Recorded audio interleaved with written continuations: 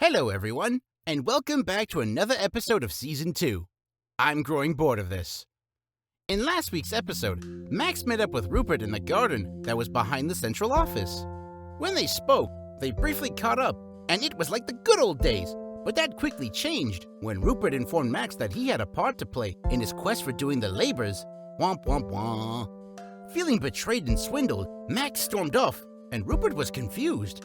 His confusion only grew further when Max randomly came back about 30 seconds later and decided to sit down and finally listen. Rupert played along, sat, apologized, and explained in a very calm and direct manner of his evil doings, and set the record straight for Max. When the record straightened out, Rupert brought Max to a secluded area in the garden filled with beautiful butterflies. When they got there, Max was entranced by the beauty and shortly after felt dumb as a stump and apologized to Rupert for being a child. What else is new? Rupert immediately forgave Max and compared Max to some sort of deep philosophical quote that kind of resonated with me. After that, Max wept and Rupert signed the fifth and final labor form, and then Max was off to turn in for his reward. This is where we go. Episode 9, Shopping! Ooh, finally! Now I can finally get that thing I've always wanted. With 5 labor forms filled out, Max parts with Rupert and makes his way back to Yorick at the Adventurers Guild. He arrives and enters the building feeling like a badass and saunters his way to Yorick's office. When he gets to the giant skull of the dragon, he knocks on one of the teeth, and shortly after, the mouth opens. Huh? Max enters, goes to the big black door that he can't open, and knocks in a musical manner. The door opens on its own, and Max enters to see Yorick sitting at his desk, looking at some papers. Or something. I don't know, I'm not narrating his story. Well, look who's back on the last day. I hope you have your labor form signed, or else you can't step foot back in this place. Max smiles, pulls the labors from his pocket, and throws them on Yorick's desk for him to see. Yorick looks to see not just 3, but all 5 were individually signed for 5 different jobs from 5 different people. Duh. He's actually quite surprised. He didn't think he could pull it off, but he guessed wrong. Well, I'll be damned.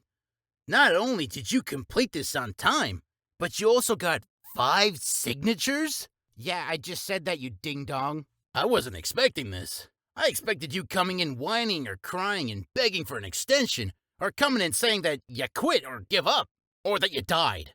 Max says nothing, but stands across from his desk with a snide smile. Well, a deal's a deal. Sit down, kid. I'll give you your much-needed information. Max jumps. Well, more like climbs on the chair and listens to Yorick's information. Alright, you remember our last conversation, where I called out all your supposed theories of helping people? Max nods to him. Well, when I shut down your hero party / theory, and told you that they died about a century ago, I may have left out some related info on that. You see, after the last calamity that struck Gallivantriel, where there was a previous evil ruler, the hero and his party succeeded, and went on to be widely known and blah blah blah blah blah. You get it. Well, they died a century ago, as you know, and when the new, current ruler came to power, there was a bunch of parties that formed to try and free the people, but they all failed. There were hundreds of strong and capable folks that tried their best to get rid of the evil pest, but alas, they all failed, except for one. One party known as the Call of the Dawn got really close. In fact, they managed to infiltrate the king's castle and went head-to-head with him. But sadly, that is where they met their fate.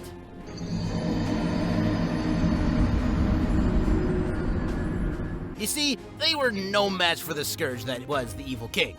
All members except for one perished at the hands of the king. The last member barely escaped and went into hiding. Damn, that's a lot of exposition, and it's all very interesting. But how does this help me on my quest? Well, Mr. Smartass, I know who and where they're living. As a matter of fact, everyone does. So does the evil king. Huh? Didn't you just say he went into hiding?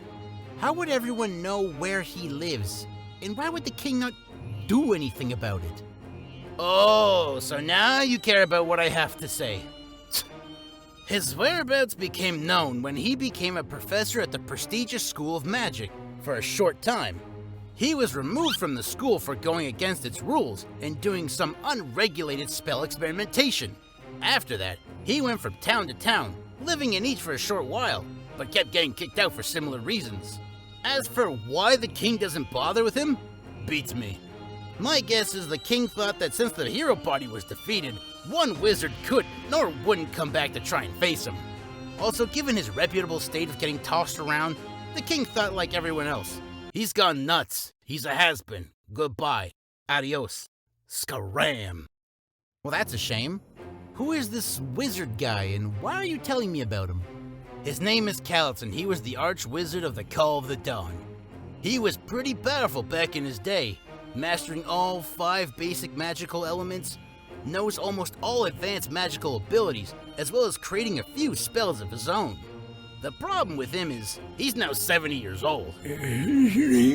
As for why I'm telling you this, well, you're a smartass, you figure it out. He lives in Beauville, a town west of here. 3 days by foot or 1 day by horse to get there. That's it. That's your award for meeting your end of the deal. But as a bonus, I guess, for completing 5 labors, I'm gonna give you this. Yorick hands Max a piece of paper with some scribbles on it. I don't know what it says.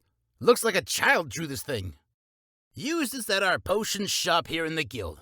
It's a voucher that'll get you a free starter's pack of potions.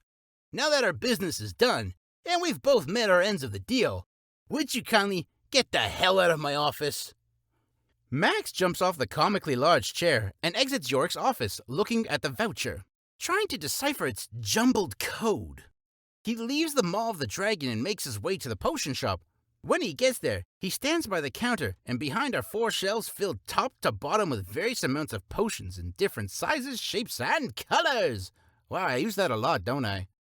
He looks around to see if the owner's in the back, or nearby, but nope. He looks to his right to see a rope, and attached to it is at the top a brass bell. A sign above reads, "Ring for service," so Max does so. Moments later, a loud and shaking rumbling is heard, and Max is confused as to why. Then from the opening between the shelves comes a burly man with a lovely scruffy beard. Hey there, brother! Welcome to the potion shop! Are you looking for something that'll give you a boost? Well, look no further than this magic elixir that'll have you sprout wings! Not really. Max says nothing and is wide-eyed as the potion salesman just bombards him with sales. Pitch after pitch after pitch after pitch. Oh my god! Have you ever wanted muscles on your muscles that have muscles on their muscles? If so, then this strength potion is what you're looking for. What about gills that give you the thrills underwater? Then this water-breathing potion is here for you. Or how about a potion that'll give you enough fuel to drink fuel? Yahoo! I've got everything you need, from potions of greed to potions that'll cause your enemies to bleed. What about an elixir of power that'll make your rivals sour? Or how about a potion of decay that'll blow your enemies away? Come on, brother, tell me what it is you need. Tell me how I can help you today. Still stunned as the super energetic salesman stares at Max, huffing and puffing like a mad bull. Max is used to those bulls. Max pulls out the voucher and awkwardly hands it to the salesman. I got this voucher for a free starter pack of potions. The salesman rips the voucher from Max's hand and pulls it in close to read. He squints his eyes as he scans the voucher. Hell yeah, brother! That's a wicked deal that'll have you leaving here like it's a steal! Your starter pack comes with 5 healing potions, 3 magic potions, 3 endurance potions, and 2 potions of your choice. You name them, I fetch them. Come on, brother, tell me what 2 potions you want.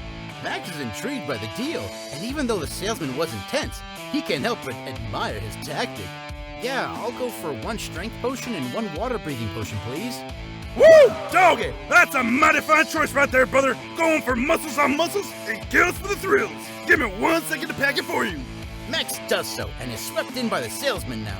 He gets into the mood and the energy of the salesman.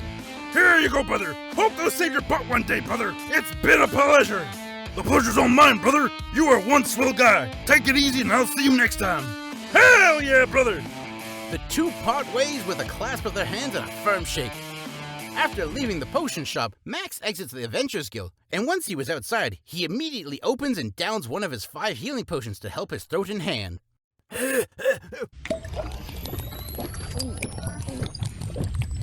Oh, that's better. After doing so, he makes his way to the marketplace and goes to Hubert's adventurer's shop. He remembers the way Rupert showed him, and when he arrives to the busy marketplace, he combs through the crowd of people, eventually making it to Hubert's shop. Welcome, welcome, come in, peruse my goods and see if there's anything you'll like. Hey! I've got everything, from weapons and armor to tonics and salves, and more bits and baubles to help with any adventure you go on. Starting off at the weapons. I see you like to waste no time. Don't hesitate to have a look, take a gander, or even a feel if you want.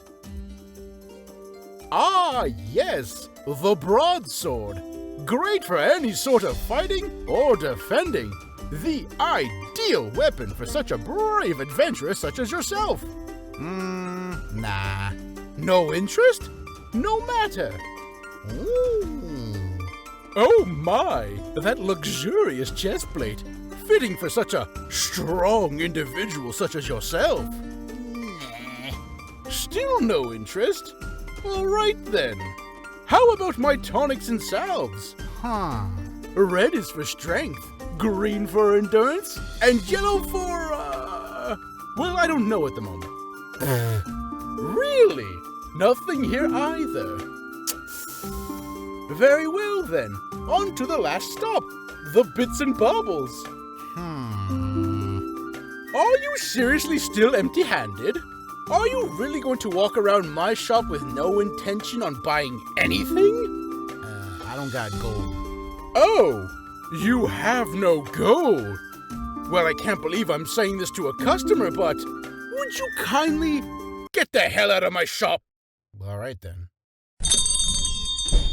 After being lambasted by the rude owner known as Hubert, Max leaves his shop in a foul mood. When Max had finished dealing with Hubert and his BS, he felt deflated given that his first shopping experience went super, but his second one went sour. But despite all that, there was still one more shop that he had to go to.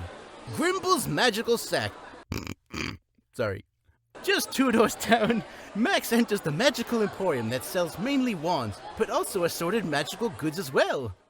He goes to the front counter and rings the bell twice. Soon after, he hears the mumblings of a curmudgeon as they huff and puff their way to the counter. What is it? What do you want? Before answering, Max sighs knowing this shopping experience will be similar to his last. Exhausting and demoralizing. Yes, hi, I'm going on an adventure and was wondering if there's anything you'd recommend for me. I'll be leaving tomorrow and headed for Beauville. Oh, well, forgive my rudeness. I thought you were another window shopper coming in to waste my time again. Thankfully, you're here with the intention on buying something. I hope. Well, what I recommend to you is a wand for starters. After we find one for you, we can work from there. Give me a minute to fetch some beginner wands and see how you like them. The owner, presumably known as Grimble, leaves to grab a ladder and starts to climb to the middle of the shelf on the right side of the shop. He grabs 5 different boxes and brings them down for Max to try out. Now I'm guessing this is probably your first time using a wand, so let me tell you the basics of how to pick the right one. If the wand is too heavy or feels as if it has some weight to it, then you shouldn't use it. A wand should feel light and breezy to use. But if it's too light and feels like you're flicking a feather around, then it's also not meant for you. Too light of a wand means you have enough mana for a better wand, and a lighter one will burst in your fingers, giving you splinters. You're looking for one that is not too heavy, not too light, but feels just right. Man, this is all starting to sound like Goldilocks and the Three Bears, but alright, I'll give it a try. Grimble opens all 5 boxes, unveiling the wands. Each looks similar in a way, but have unique designs to them that differentiate them. The first one is made from a basilisk's fang.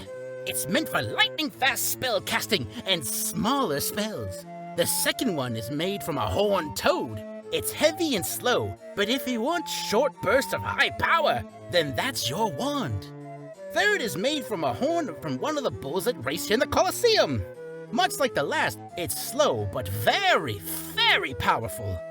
Fourth is made of a bark from one of the enchanted trees in a sacred forest called the Enchanted Grotto. Can't say much about it other than it doubles your spellcasting abilities. Fifth and final wand is an ordinary wand that I made here in the shop. It's made from various plants from Rupert's garden. Don't know what it does given that it has never been tested. Well, go on, try them all out, but just be careful. Max smiles and is eager to try. He feels like a kid picking out a puppy or a candy of some sort. He hovers his hand over each and tries to get a feel of what he's leaning towards the most. He goes back and forth, until he stops and picks up the wand made from a basilisk's fang. It lifts quite nicely, and Max waves it around to try it out. Grimble smiles, thinking he had picked a good one. That is until Max raises his arm as he prepares to simulate a striking attack. Max thrusts his hand forward, but the wand is missing. He is confused. Huh? Where did it go? My leg! Grimble and Max look towards the man that just yelled out in pain to see that the wand went flying out of his hand, broke through the window, and struck him. Max looks at Grimble and laughs with embarrassment. Huh? Too light. Try another one. Don't you want your wand back? Meh. I'll grab it when we're done here. It's not like it's going anywhere. Okay. Max is caught off guard by how nonchalant Grimble is being despite what Rupert mentioned about him. He goes back to the wands on the counter and grabs the fourth one, the one made from tree bark. This time it feels normal, not too light nor too heavy. He swishes and swooshes it around and has some fun with it. He then gets ready to fire a spell. He points the wand at the east wall and channels his energy into it and fires it out shortly after. When God... Nothing happened, and Max is disappointed. Oh. As I suspected, that wand is too strong for you right now. Maybe sometime in the future. Try another. Max returns the bark wand back to its box and goes for the horned toad wand. He lifts it and struggles a little, but manages to get it out of the box. He tries to swish and swoosh, but struggles, and when he musters all of his strength to hold it up high, it holds for a second, but then he loses his strength and it smashes into the ground, breaking it and crushing his hand. Grimble laughs a little and goes to help Max put it away. The next wand Max reluctantly tries is the wand made from a bull's horn. He is hesitant due to his butt injury from a bull not too long ago, but musters the courage to lift it. Unfortunately, it doesn't budge. It's too heavy for Max to even try and lift, yet he insists on trying. Why did I just say the word trying twice? What the hell's wrong with me? He pulls and pulls, but nothing happens. He even grips it with both hands and crouches on the countertop and tries to lift it that way, but still nothing. So Max gives up and lets go, falling on his back like a helpless turtle. Ow, my back. That's 4 no-goes. 1 left. Hope it works for you. Max springs up and goes to the last one. He grabs it and lifts with ease. It feels nice and comfortable in his hand. He swings it around, and it feels smooth and not cumbersome. Grimble smiles and nods, thinking he's got a wand. Max then charges up an attack and readies to fire it at the wall once again. He pulls his arm back and musters all of his strength, his energy, and whatever else that would be fitting to say here. Once mustered, Max thrusts his arm with wand in hand forward!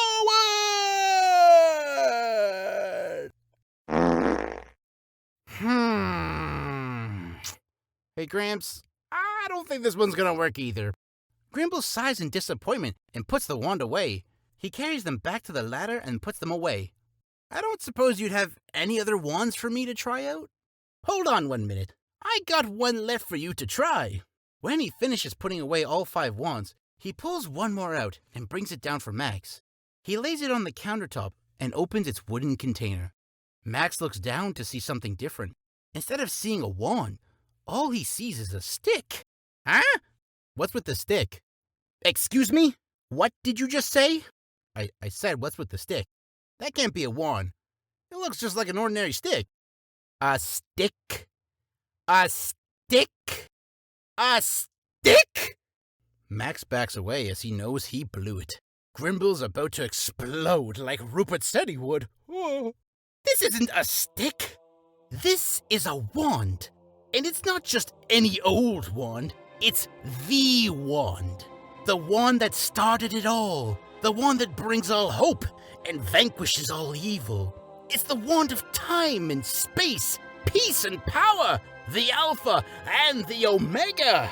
This is the Wand of Destiny, crafted by the very gods that created us and made one individual able to wield it to save us from the plunders of our own hubris. It is the dawn of man, the bringer of life, love, and laughter. It is everything and nothing at the same time. It is the master of masters, the big bad, the big boss, the ultimate weapon.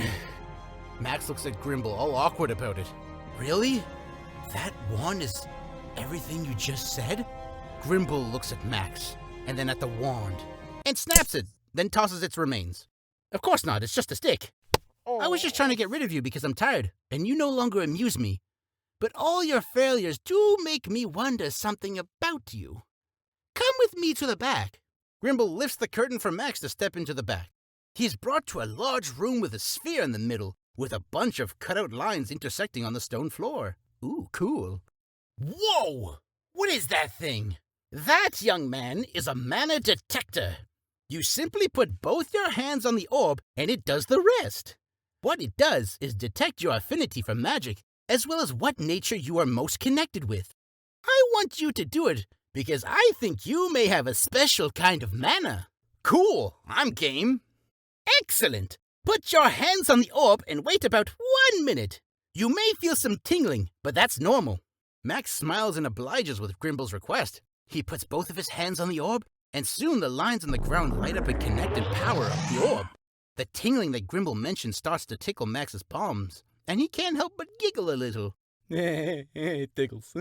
Soon the middle of the orb emits a small black dot, and it intrigues Grimble. He's never seen anything like this before. Max smiles, thinking it's something good. Soon the orb powers down, and the lines fade away, and the detector finishes. From the stand that holds the orb, a piece of paper prints out the results. Grimble rushes over and rips it from the orb, and reads it immediately. He glosses over side to side, and his facial expressions slowly shift from normal to confusion, then to anger. Well, what does it say? Do I have some sort of special magic or what? No. This can't be. In all my years of wand making and magic testing, I've never gotten a result like this. It can't be. It's impossible. Now worried that it's something bad, Max grows concerned and goes to Grimble. Give it to me straight, Grimble. What is it? This reading. It has never been seen or heard of. Ever. It says that you hold no mana in your body at all. You're manaless. Oh! Max is shocked, but not as much as he should be. Grimble, on the other hand, well, he looks like he's about to give up on life itself. Oh, the poor man. I can't believe I wasted all this time. I can't believe I wasted all this time on someone as worthless as you! Get out of my shop and don't ever come back! Now properly shocked by Grimble's response, he doesn't think twice and bolts out the door. He exits the shop and takes a breather. Moments later, he hears multiple locks on the door and turns to see Grimble shutting all curtains, shutters, windows, and flips his sign from open to close. Now Max understands what Rupert meant by Grimble's overreactive response and dramatic flair. He shakes his head and makes his way back to the building as he gets ready to pack up and leave. As he leaves Grimble's shop and the marketplace, he walks past the man holding onto his knee in pain, like something had flown out and stabbed him. What's wrong with that guy? I wonder what it could have been. Oh well. And that is the end of episode 9, folks. Thank you for stopping by.